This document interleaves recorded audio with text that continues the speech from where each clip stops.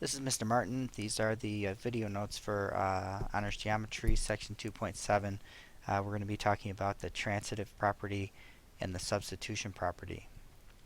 And before we get started, I want to kind of caution you that these two properties are very, very similar, but you cannot, substitute one for the other. There is an appropriate one to use for different situations, and I'll try and point out some tips for you as we go through to make sure you know which one to use and when. So transitive property is it's exactly like the transitive property from algebra. We have two different versions. We have if segments or angles are congruent to the same segment or the same angle, then they are congruent to each other. So this is kind of like in algebra where if A is equal to B and C is equal to B, then we could conclude that A was equal to B. Alright, so that's directly from algebra, except now we're going to be applying it to segments and angles. Or, if segments or angles are congruent to congruent segments or angles, then they are congruent to each other. So this might be if A was equal to B, and C was equal to D, and I also knew that B was equal to D. So notice up here I have these two statements that we're using to make our conclusion. Over here I've got three statements. So from this, then, now there's lots of different conclusions, but I'm going to go with, since A and C are equal to these two in the box that are equal, then I know that A is equal to C. So again, we're just going to be applying this to geometric figures, segments, and angles. So let's take a look at a couple examples. Let's say we are given that segment AB is congruent to segment DE, and segment CB is congruent to segment DE, and our conclusion is that segment AB is congruent to segment CB. So let's draw a little picture here. We don't really need one for this, but we'll draw one anyway. So here I've got A, B, and C, and then over here I've got segment DE. So we can see that A and B are both congruent to DE, therefore they have to be congruent to each other. So if segments are congruent to the same segment,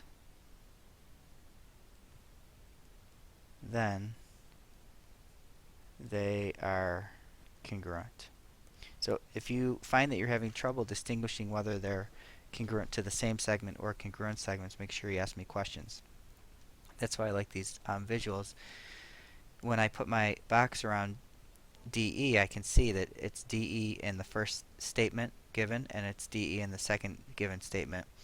Literally the same segment.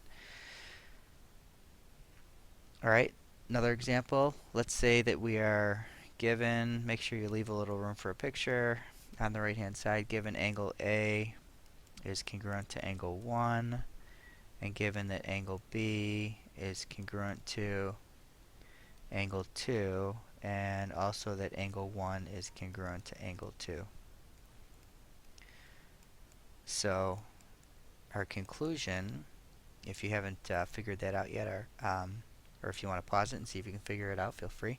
Our conclusion would be that angle A is congruent to angle B.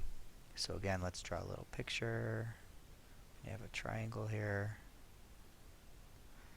I'm going to draw in another segment. I've got A at the top. I've got B over here. Sorry. This is C. This is B. This is D. And then I have angle 1 here and angle 2 here. Okay, so I can see that A and B are congruent to 1 and 2. And I also can see that in our given, 1 and 2 are congruent. So I have these two angles which are congruent to congruent angles. So if angles are congruent to congruent angles, then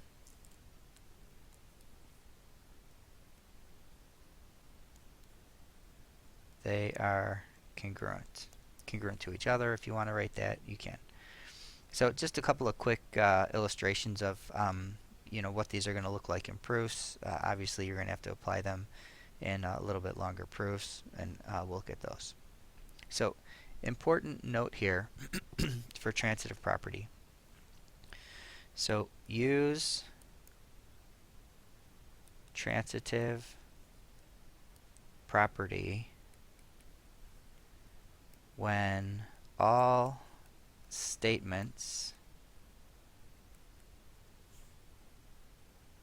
used to draw your conclusion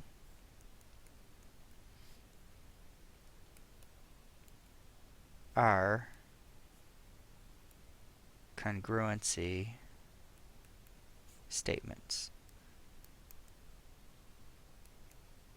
Alright, so if we scroll back up here, we can see that in this first example, I have 2 congruency statements in the given. Over here, I have 3 congruency statements in the given. If all the statements that you use to make your conclusion are congruency statements, you must use the transitive property. Alright, so moving on to substitution property, it says if segments or angles are congruent, then one may be substituted for the other. Alright, so it says to make up 1 or 2 of your own two-step proofs if you want to. I'm going to go through a couple quick ones with you, and then if you want to try and make up your own and show those to us at class, that would be great. So for the first one, we might be given something like angle 1 is complementary to angle 2, and we might be given that angle 2 is congruent to angle 3. So our conclusion, since 2 and 3 are congruent, I can substitute 3 anywhere I would see 2. So I'm going to take this out and I'm going to put it in there. So I've got angle 1 congruent to angle 3. So that would be our conclusion. And the reason we can do that is if these angles are congruent, I can substitute one for the other. Now, this is one of our few exceptions where we're not going to state it in conditional form. We're not going to state it in if-then form. So for our reason, we could just write substitution property. Okay, that would just be our reason. Now, if you want to write it out in if-then form and say if angles are congruent, then one may be substituted for the other, feel free. But I'll just write substitution property for my reason.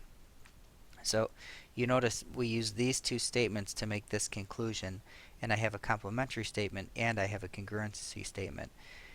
Since they're not all congruency statements, we know that it's not transitive property. Alright, let's take a look at another example. Let's say we are given AB plus BC is equal to AC, and let's say that BC is congruent to PQ. So see if you can come up with a conclusion if you want to pause it. So since these two are congruent, I can replace BC with PQ. So I'm going to take out BC and replace it with PQ, so that would mean that AB plus PQ is also equal to AC. And we're talking about the lengths of the segments here. So if I add up the length of AB and the length of PQ, it'll still be the same as the length of AC. And again, our justification for this would be substitution property. Alright, again, our exception for writing it in if-then form. Okay, so our note here, use substitution property when statements used to draw your conclusion are not all congruency statements. congruency statements. Okay, so that's pretty much it for transitive and substitution. Again, make sure you're very clear on when to use what. Transitive property, you're looking for lots of congruency statements and only congruency statements. With substitution property, you're probably going to have one congruency statement, but you're going to use that in conjunction with some sort of other statements. Like in the examples, we used a complementary statement or an addition statement. So keep those in mind. So hang on to these notes. We'll use them for the next video for section 2.8. Again, if you have questions, make sure you write them down because you'll probably forget by the time you see me. And we'll see you next time.